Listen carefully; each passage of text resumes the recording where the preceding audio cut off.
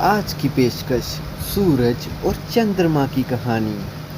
ये बच्चों के लिए सूरज और चंद्रमा की कहानी है। बहुत समय पहले एक माँ, भाई और बहन रहते थे। एक दिन उनके गांव में बहुत बड़ी पार्टी थी। उनकी माँ वहाँ मदद करने गई।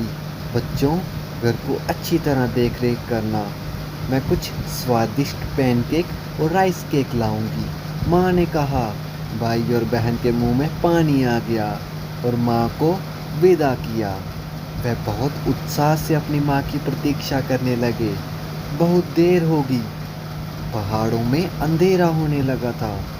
माँ बच्चों की चिंता में घर जल्दी आ रही थी, लेकिन उन्हें अंधेरे में एक बहुत बड़ी छाया दिखी।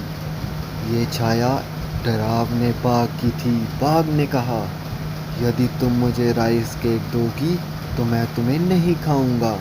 माँ ने बाघ को राइस केक दिया और वह जंगल में चला गया। लेकिन बाघ बार बार आता रहा और मांगता रहा। जब माँ के पास राइस केक नहीं बचा तो बाघ ने माँ को भी खा दिया। बाघ ने माँ के कपड़े पहने और घर चला गया। बच्चों को लगा कि उनकी माँ वापस आ गई और वह फाटक की ओर दौड़ दौड़ पड़े। लेकिन अपनी माँ की पोशाक में बाघ को देखकर वह हैरान रह गए। बाघ के पंजों में नुकीले नाखून थे और बाघ के दांत बहुत डरावने थे। बच्चे डर के मारे एक दूसरे के गले लग गए और कांपने लगे।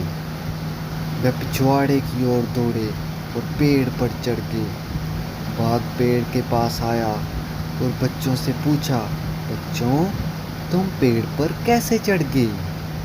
हमने कुछ तिल का तेल इस्तेमाल किया और ऊपर आ गए।